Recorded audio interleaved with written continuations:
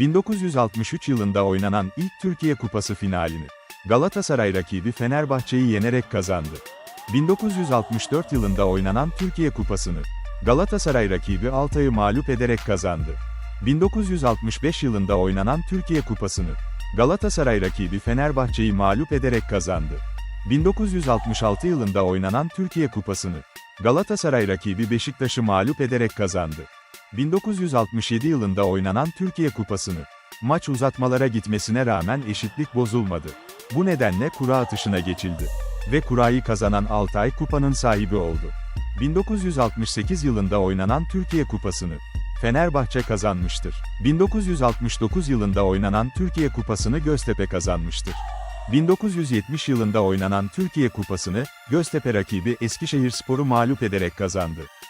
1971 yılında oynanan Türkiye Kupası'nı Eskişehirspor rakibi Bursaspor'u mağlup ederek kazandı. 1972 yılında oynanan Türkiye Kupası'nı Ankaragücü rakibi Altay'ı mağlup ederek kazandı. 1973 yılında oynanan Türkiye Kupası'nı Galatasaray rakibi Ankaragücü'nü ilk başta 3-1 kazandığı için kupayı kazanan taraf olmuştur. 1974 yılında oynanan Türkiye Kupası'nı Fenerbahçe rakibi Bursaspor'u mağlup ederek kazandı. 1975 yılında oynanan Türkiye Kupası'nı Beşiktaş rakibi Trabzonspor'u mağlup ederek kazandı. 1976 yılında oynanan Türkiye Kupası'nı Galatasaray rakibi Trabzonspor'u penaltılarla 5-4 mağlup ederek kazandı. 1977 yılında oynanan Türkiye Kupası'nı Trabzonspor rakibi Beşiktaş'ı ilk maçta 1-0 mağlup ederek kazandı. 1978 yılında oynanan Türkiye Kupası'nı Trabzonspor rakibi Adana Demirspor'u ilk maçta 3-0 mağlup ederek kazandı. 1979 yılında oynanan Türkiye Kupası'nı Fenerbahçe rakibi Altay'ı mağlup ederek kazandı. 1980 yılında oynanan Türkiye Kupası'nı Altay rakibi Galatasaray'ı ilk maçta 1-0 mağlup ederek kazandı. 1981 yılında oynanan Türkiye Kupası'nı Ankaragücü rakibi Boluspor'u ilk maçta 2-1 mağlup ederek kazandı. 1982 yılında oynanan Türkiye Kupası'nı Galatasaray rakibi Ankaragücü'nü ilk maçta 3-0 mağlup ederek kazandı. 1983 yılında oynanan Türkiye Kupası'nı Fenerbahçe rakibi Mersin İdman Yurdu'nu mağlup ederek kazandı.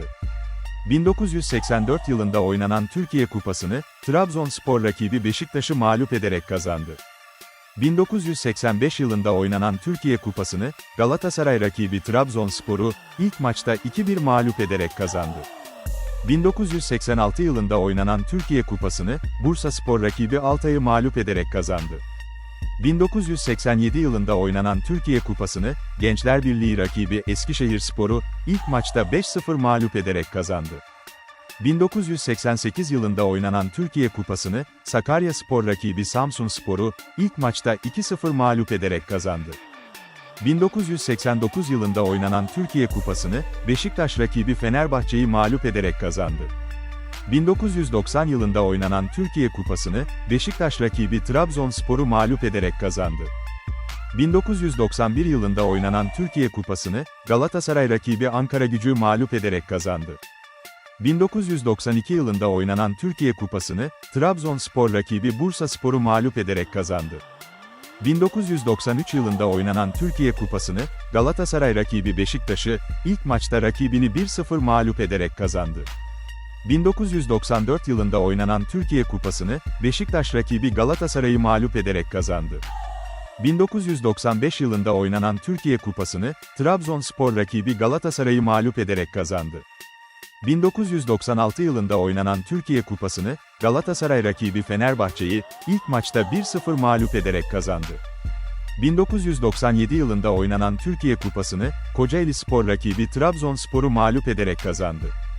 1998 yılında oynanan Türkiye Kupası'nı Beşiktaş rakibi Galatasaray'ı seri penaltılar sonucu 4-2 mağlup ederek kazandı. 1999 yılında oynanan Türkiye Kupası'nı Galatasaray rakibi Beşiktaş'ı mağlup ederek kazandı. 2000 yılında oynanan Türkiye Kupası'nı Galatasaray rakibi Antalyaspor'u uzatmalarda 5-3 mağlup ederek kazandı.